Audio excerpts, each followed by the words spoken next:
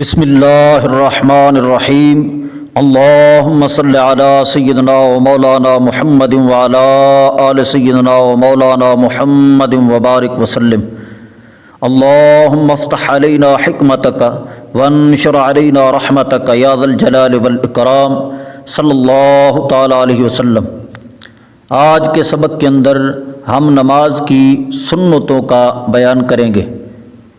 نماز کے اندر کون کون سی چیزیں سنت ہیں، آج کے درس کے اندر انہی کو بیان کیا جائے گا۔ پہلی سنت یہ ہے کہ تحریمہ کے لیے ہاتھ اٹھانا، یعنی تکبیر تحریمہ کہنا واجب ہے اور ہاتھ اٹھانا سنت ہے۔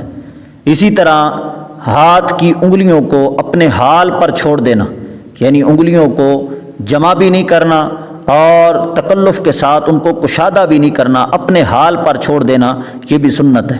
اور رفع یدین کے وقت ہاتھ کانوں کی جانب اٹھاتے وقت ہتھیلیوں اور انگلیوں کے پیٹ کا قبلہ رخ ہونا، یہ بھی سنت ہے۔ بعض اوقات لوگ رفع یدین میں اس طرح ہاتھ اٹھاتے ہیں کہ انگلیوں کا پیٹ یا ہتھیلی کا پیٹ آسمان کی جانب کر دیتے ہیں، یہ درست نہیں ہے۔ سنت یہ ہے کہ ہتھیلی کا پیٹ اور انگلیوں کا پیٹ قبلہ شریف کی جانب ہونا چاہیے، اور بوقت تکبیر سر نہ جھکائے، یہ بھی سنت ہے کہ سر نیچے کی جانب جھکانا نہیں چاہیے بلکہ معمول کے مطابق رکھنا چاہیے۔ اور تکبیر سے پہلے ہاتھ اٹھانا یہ بھی سنت ہے، یعنی تکبیر جب کہے گا تو اس سے پہلے ہاتھ اٹھانا یہ سنت ہے۔ پہلے تکبیر نہ کہے بلکہ پہلے کانوں کی جانب ہاتھ اٹھائے پھر تکبیر کہے۔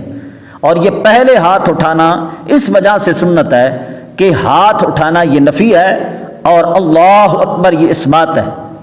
ہاتھ اٹھا کر پہلے باطل کی نفی کی جاتی ہے اور پھر اللہ اکبر کہہ کر اثبات کیا جاتا ہے۔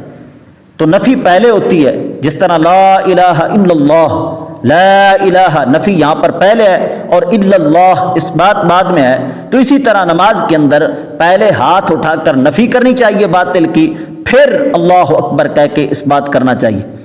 کئی افراد کہتے ہیں جی کسی کو کچھ نہیں کہنا چاہیے، یہ جو شدت اختیار کی جاتی ہے اور باطل کو چھیڑا جاتا ہے، باطل کا رد کیا جاتا ہے، یہ نہیں کرنا چاہیے۔ ان کو چاہیے کہ پھر نماز کے قریب بھی مت جائیں، کیونکہ ہماری تو نماز بھی اس وقت تک شروع نہیں ہوتی جب تک خدا رسول کے دشمنوں کے ساتھ دشمنی اور اظہار نفرت نہ کیا جائے، جب تک باطل کا رد نہ کیا جائے اس وقت تک ہماری نماز بھی شروع نہیں ہوتی۔ اس وجہ سے ہمارے فقہائے کرام نے فرمایا پہلے کانوں کی جانب ہاتھ اٹھا، باطل کی نفی کر اور اس نفی کے بعد کہے اللہ اکبر، اب تیری نماز شروع ہوگی۔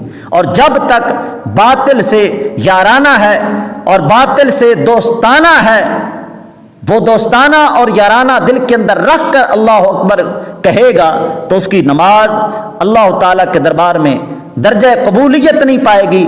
پہلے کانوں کی جانب ہاتھ اٹھا کر باطل کی نفی کرنی ہے، خدا رسول کے دشمنوں سے اظہار نفرت کرنا ہے، باطل کا پہلے رد کرنا ہے اور پھر کہنا ہے اللہ اکبر۔ تو ہمارے فقہا فرماتے ہیں کہ کانوں کی جانب ہاتھ اٹھانا یہ نفی ہے، اللہ اکبر یہ اس بات ہے۔ نفی چونکہ اس بات سے پہلے ہوتی ہے تو لہذا رفع یدین پہلے کرے اور اللہ اکبر تکبیر بعد میں کہے۔ اور اسی طرح دعائے قنوت کے لیے جو تکبیر کہی جاتی ہے یا عیدین کے لیے تکبیر کہی جاتی ہے، وہاں پر بھی کانوں کی جانب ہاتھ اٹھانا پہلے سنت ہے اور تکبیر بعد میں کہنی ہے۔ اور امام کا بلند آواز کے ساتھ تکبیر کہنا اور تسمیع یعنی سمع اللہ لمن حمدہ کہنا، اور اسی طرح سلام کے اندر السلام علیکم ورحمۃ اللہ، یعنی یہ الفاظ امام کا بلند آواز سے کہنا یہ بھی سنت ہے۔ یعنی یہاں پر جہر کرنا سنت ہے۔ قرات کے اندر تو جہر کرنا واجب ہوتا ہے نا جہری نماز کے اندر، لیکن ان کے اندر جہر کرنا واجب نہیں ہے، سنت ہے۔ یعنی یہاں پر اگر جہر رہ جائے گا، کوئی بندہ بھولے سے آہستہ اللہ اکبر کہہ دیتا ہے تو سجدہ سہو لازم نہیں ہوگا، کیونکہ جہر کرنا یہاں پر سنت ہے۔ اسی طرح ثنا پڑھنا یعنی سبحانک اللہم، اور اسی طرح تعوذ یعنی اعوذ باللہ، اور تسمیہ یعنی بسم اللہ شریف پڑھنا اور آمین کہنا، اور ان تمام کا آہستہ ہونا، یہ ساری چیزیں سنت ہے۔ اور پھر ان کے اندر ترتیب بھی، یعنی پہلے ثنا ہو پھر تعوذ ہو پھر تسمیہ ہو، یہ چیزیں بھی سنت ہیں۔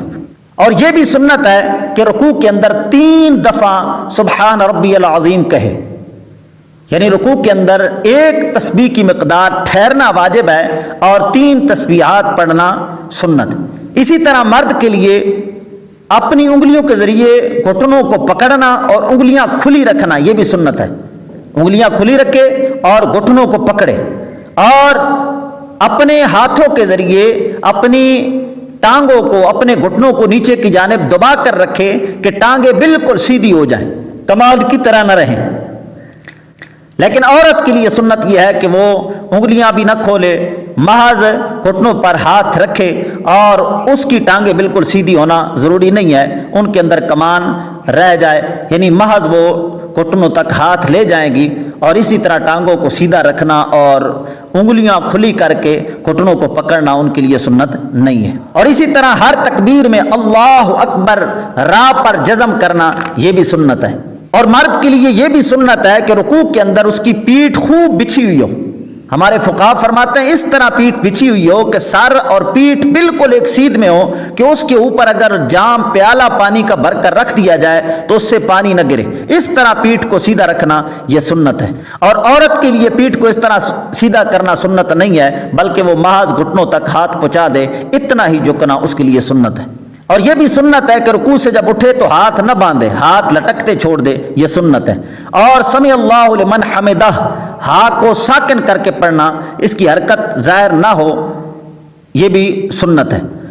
اور رکوع سے اٹھنے میں امام کے لیے سمع اللہ لمن حمدہ کہنا، اور مقتدیوں کے لیے اللہم ربنا ولک الحمد کہنا، اور منفرد ہو تو پھر دونوں چیزیں کہے گا، یہ سنت ہے۔ اور سجدہ میں جاتے وقت اور سجدہ سے اٹھتے وقت اللہ اکبر کہنا یہ بھی سنت ہے۔ اور سجدہ میں 3 دفعہ تسبیح یعنی سبحان ربی الاعلیٰ کہنا یہ بھی سنت ہے، یعنی 1 تسبیح کی مقدار ٹھہرنا واجب اور تسبیح کہنا سنت ہے۔ سجدہ میں ہاتھ کا زمین پر رکھنا یہ بھی سنت ہے۔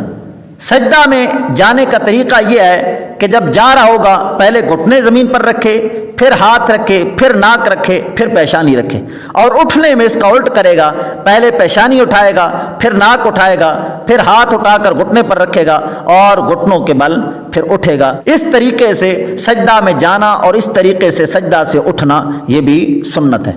اور مرد کے لیے سنت یہ ہے کہ جب سجدہ کرے تو بازو کروٹوں سے اور پیٹ رانوں سے اور کلائیاں زمین پر بچھائے نہیں بلکہ جدا رکھے، اس طریقے سے مرد کے لیے سجدہ کرنا سنت ہے۔ لیکن عورت کے لیے حکم یہ ہے کہ کلائیاں بازو کروٹوں سے ملا دے، اور پیٹ جو ہے رانوں سے ملا دے، اور ران پنڈلیوں سے ملا دے، اور پنڈلیاں زمین سے ملا دے، اس طرح زمین کے ساتھ چمٹ کے سجدہ کرنا عورت کے لیے سنت ہے۔